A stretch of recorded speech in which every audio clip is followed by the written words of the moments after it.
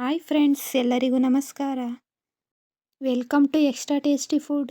ಇವತ್ತು ರುಚಿಕರವಾದ hotel ಸ್ಟೈಲ್ದು tomato Baat ಯಾವ ಥರ ಮಾಡೋದು ಅಂತ ಹೇಳ್ಕೊಡ್ತೀನಿ. ತುಂಬ ರುಚಿಯಾಗಿರುತ್ತೆ, ಎಲ್ಲರೂ ಇಷ್ಟಪಟ್ಟು ತಿಂತಾರೆ.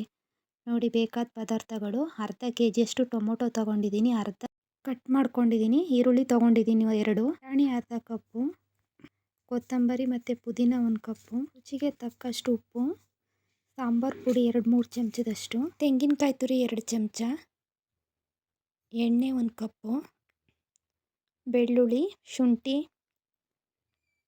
ಬಾತಂದು ಸ್ಪೈಸಸ್ಸು ಎಲ್ಲ ತೊಗೊಂಡಿದ್ದೀನಿ, ನೋಡ್ಕೊಳ್ಳಿ. ಮೊಸರು 1.25 ಕಪ್ಪಷ್ಟು ತೊಗೊಂಡಿದ್ದೀನಿ. ನೋಡಿ, ಇಲ್ಲಿ ಅಕ್ಕಿನ 2 ಗ್ಲಾಸಷ್ಟು, ಇದನ್ನ ಅರ್ಧ KGಯಷ್ಟು ಅಕ್ಕಿ ಇದೆ. 2 ಗ್ಲಾಸ್ ಅಕ್ಕಿಗೆ 4 ಗ್ಲಾಸ್ ನೀರು, ಈ ಅಳತೆಯಲ್ಲಿ ತೊಗೊಂಡಿದ್ದೀನಿ. ಗರಂ ಮಸಾಲ 2 ಸ್ಪೂನಷ್ಟು ತೊಗೊಂಡಿದ್ದೀನಿ. Yellow powder 1 spoon. ಒಂದು ಮಿಕ್ಸರ್ ಜಾರ್ಗೆ ಮೊದಲು ಬೆಳ್ಳುಳ್ಳಿ, ಸ್ವಲ್ಪ ಶುಂಠಿ ಹಾಕ್ತಾಯಿದ್ದೀನಿ. ನಂತರ ಒಂದು 4 ಚಕ್ಕೆ, ಒಂದು 4 ಲವಂಗ ಹಾಕೋತಾಯಿದ್ದೀನಿ. ನಾವು ಅರ್ಧದಷ್ಟು ಹೆಚ್ಕೊಂಡು ತೊಗೊಂಡಿದ್ದೋ, ಇನ್ನು ಅರ್ಧದಷ್ಟು ಟೊಮೊಟೊ ಕಟ್ ಮಾಡಿ ಇಟ್ಕೊಂಡಿದ್ವಲ್ಲ, ಆ ಟೊಮೊಟೊನ ಇದಕ್ಕೆ ಸೇರಿಸ್ತಾ ಇದ್ದೀನಿ. ಕಾಯಿ ತುರಿ ತೊಗೋತಾ ಇದ್ದೀನಿ. ಅರ್ಧದಷ್ಟು ಕೊತ್ತಂಬರಿ ಪುದೀನನ ಇದಕ್ಕೆ ಹಾಕೋತಾ ಇದ್ದೀನಿ. ಸ್ವಲ್ಪ ಹಂಗೆ ವೆಟ್ಟಾಗಿ ರುಬ್ಕೊಬರಬೇಕು. ನೋಡಿ, ರುಬ್ಬಾಗಿದೆ.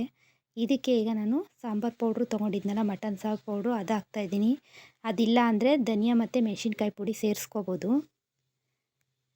ನೋಡಿ, ಒಂದು ಕುಕ್ಕರ್ ಇಟ್ಟು ಅದಕ್ಕೆ 1 ಕಪ್ಪಷ್ಟು ಎಣ್ಣೆ ಹಾಕ್ತಾಯಿದ್ದೀನಿ. ನಂತರ ಚಕ್ಕೆ, ಲವಂಗ, ಎಲ್ಲ ಥರ ಸ್ಪೈಸಸ್ ಎಲ್ಲ ಹಾಕ್ತಾಯಿದ್ದೀನಿ. ನೋಡಿ, ಸ್ಪೈಸಸ್ ಹಾಕಿದ್ರೆ ತುಂಬ ಚೆನ್ನಾಗಿ ಸುವಾಸನೆ ಬರುತ್ತೆ, ಪಲಾವು ಆರೋಮ ಚೆನ್ನಾಗಿರುತ್ತೆ. ನೋಡಿ, ನೆಕ್ಸ್ಟು ಈರುಳ್ಳಿನ ಹಾಕ್ತಾಯಿದ್ದೀನಿ.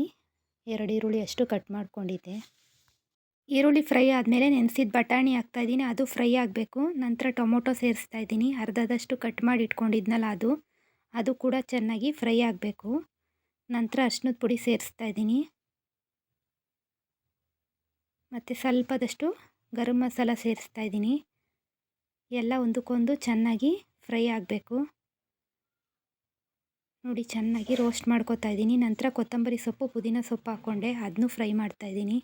ರುಬ್ಬಿದ ಮಸಾಲೆ ಕೂಡ ಈಗ ಅದಕ್ಕೆ ಸೇರಿಸ್ಕೊತಾ ಇದ್ದೀನಿ. ನೋಡಿ, ರುಚಿಗೆ ತಕ್ಕಷ್ಟು ಉಪ್ಪು ಹಾಕ್ತಾಯಿದ್ದೀನಿ. ಎಲ್ಲ ಚೆನ್ನಾಗಿ ಫ್ರೈ ಆಗಬೇಕು. ಎಲ್ಲ ಎಣ್ಣೆ ಬಿಡೋವರೆಗೂ ಚೆನ್ನಾಗಿ ಫ್ರೈ ಮಾಡ್ಕೊಳ್ಳಿ.